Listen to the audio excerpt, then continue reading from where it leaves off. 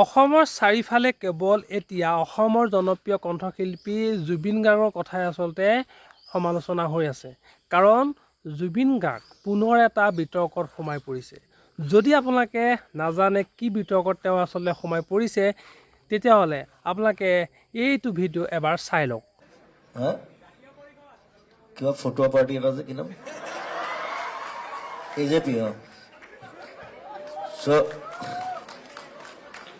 মই সেইবিলাক একো নহয়, আমি ছ'চিয়েল লেফটিষ্ট, মই মানুহৰ কাৰণে কাম কৰোঁ।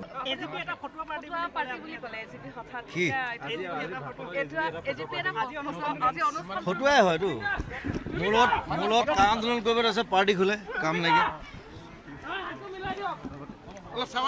জুবিন গাৰ্গে স্পষ্টভাৱে কৈছে যে AJP এটা ফটোৱা দল। চাওক, এটা দল যদি খোলে তাৰ সেই দলটো আচলতে এটা উদ্দেশ্য থাকে। আচলতে কোনো ফটোৱামি কৰিবলৈ এটা দল নোখোলে, সেইটো আচলতে এটা সৰু ল'ৰায়ো গম পায়। আচলতে জুবিন গাৰ্গৰ নিচিনা এজন জনপ্ৰিয় কণ্ঠশিল্পীৰ মুখত আচলতে এনেকুৱা কিছু নমনীয় শব্দ শোভা নাপায়। আচলতে চাওক, তেওঁৰ আমি গান শুনি ভাল পাওঁ।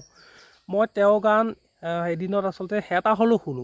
সেই বুলি তেখেতে যে আচলতে যিকোনো কথা ক'ব আমি মানি ল'ম, সেইটো হ'ব নোৱাৰে। চাওক, মই আচলতে কোনো দলৰ হৈ পেলানি মই ক'বলৈ যোৱা নাই, কিন্তু যিটো সঁচা সেইটো মই কমেই। কাৰণ এটা দল খোলোতে আচলতে বহুতখিনি কষ্ট হয়, এনেই এটা দল হৈ নাযায়। আৰু সেই দলটোক আচলতে কাৰো ফটোৱা বুলি কোৱাৰ আচলতে অধিকাৰ নাথাকে। যিজন জুবিন গাৰ্গে আচলতে কা আন্দোলনৰ সময়ত এটা নতুন দল খোলা আচলতে ইংগিত দিছিল, আৰু তাৰ পিছতে আচলতে এটা দল খুলিছিল, সেইটো হ'ল AJP। আৰু আচলতে সেই দলটো কিয় জুবিন গাৰ্গে ফটোৱা দল বুলি অভিহিত কৰিলে, সেইটো এটা আচলতে ৰহস্যঘন কথা। কাৰণ অসমৰ মানুহে আচলতে জুবিন গাৰ্গক বিচাৰে, কিন্তু সেই বুলি জুবিন গাৰ্গৰ মুখত আচলতে এনেকুৱা কিছুমান নমনীয় কথা শোভা নাপায়।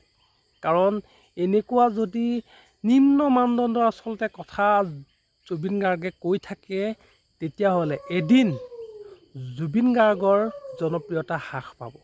যদি আপোনাৰ সকলো মানুহে ভালেই পায়, তেতিয়াহ'লে আপোনাৰ বেয়া গুণটো আচলতে উদঙাই দিব কোনে?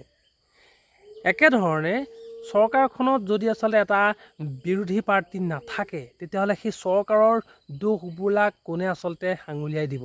আৰু তেনেকুৱা বিৰোধী এটা পাৰ্টিকে যদি জুবিন গাৰ্গৰ নিচিনা এজন জনপ্ৰিয় কণ্ঠশিল্পীয়ে ফটোৱা দল বুলি অভিহিত কৰে, তেতিয়াহ'লে আচলতে মানুহৰ জুবিন গাৰ্গৰ প্ৰতি অলপ হ'লেও আস্থাটো কমি যায়। আৰু আচলতে সেই কথাটো নিশ্চয় জুবিন গাৰ্গে উপলব্ধি কৰিব পৰা নাই।